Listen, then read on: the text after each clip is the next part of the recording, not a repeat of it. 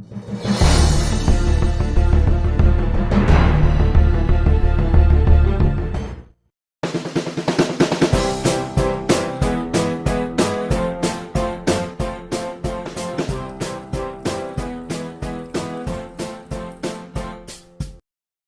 ห้โทรมาเลย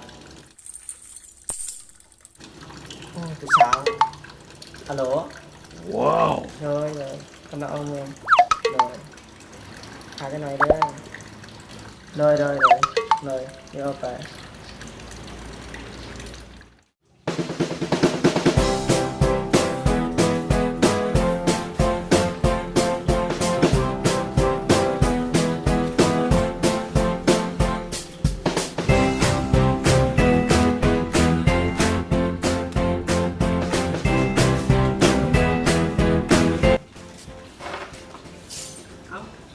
เก็บเลยไ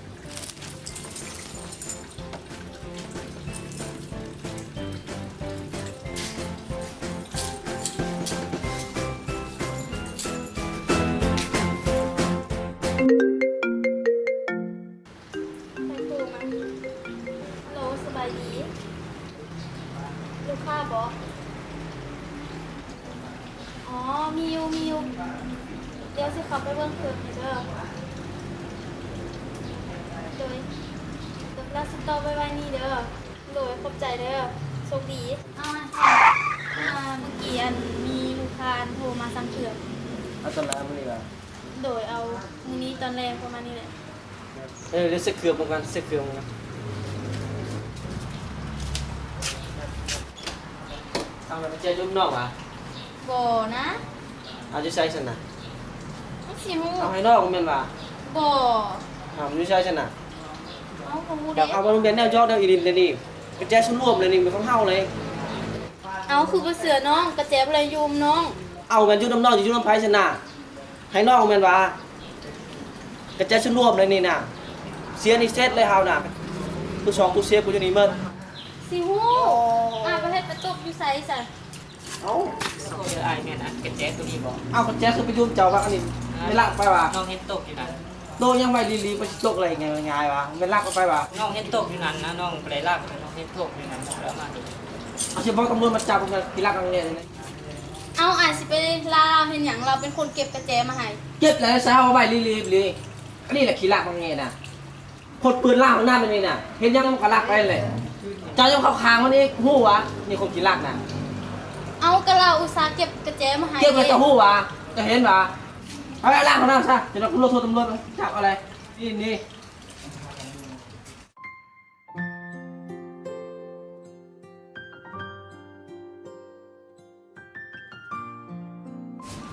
อายก็บ่ควรมาให้เราเก็บกระแจให้กันนี้แล้วบ่เห็นกระแจได้สิเห็นอะไร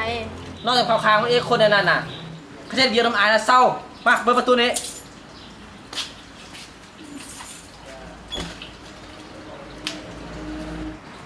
เอาอายเป็นหยัง ปิดโอ้บอก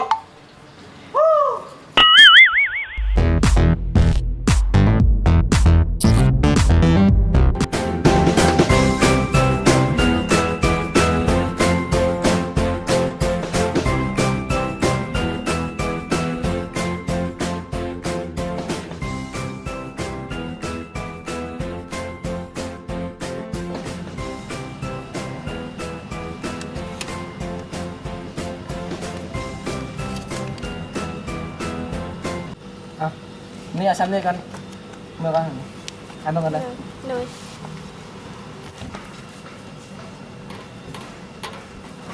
เอาอายอายทำให้เสียแหละเฮียรีบคาดเพราะมันเป็นสิ่งเอกสารสำคัญของงาน เดี๋ยวอายไปมันดีหรอกพยายามไม่เป็น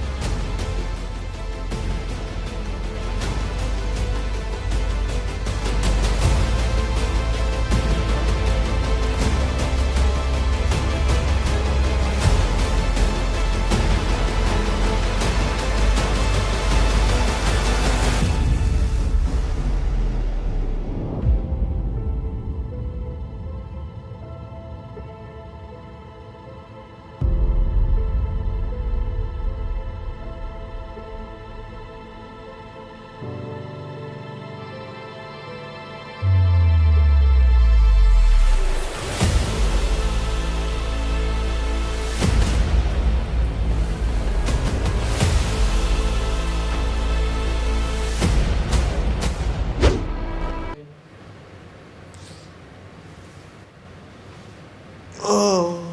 ยโอ้หลับตอนไหนวะเจ็บคอหมดเอ้าเอกสารไปเซ็น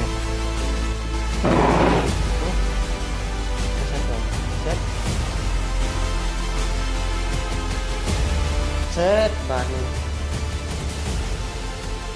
เอาโอ้หนึ่งทิศมาเอาอ่ะ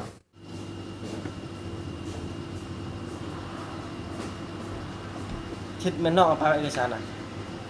เอกสารน้องให้อายแล้วอ่ะ น้องก็ให้อายได้เลยน้องก็เห็นบอกว่าเป็นสิ่งสำคัญ เอาไปเห็นนะจับไปใช้แล้ววันนี้ เอาเห็นอะไรสันเป็นสิ่งสำคัญของห้างเขาเลย เอาเสร็จแล้ววันนี้ไปใช้วันนี้โอ้ ขอโทษด้วยอ้ายนั่นตัวนี้บ่ เอาเอกสารนี่ไปยุ่งแต่อะไรนะ อัน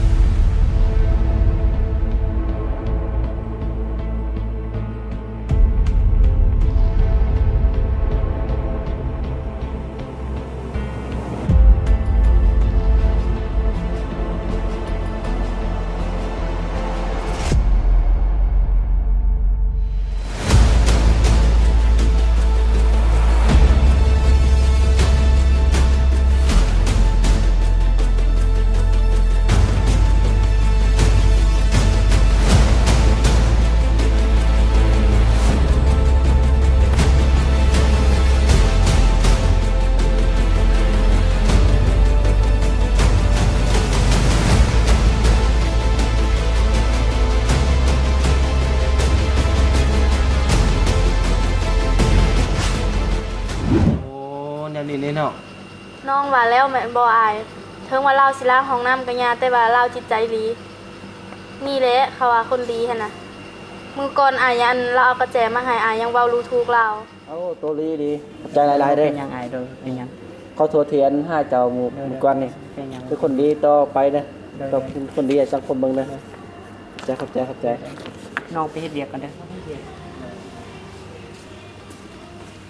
เราก็เป็นคนดีดี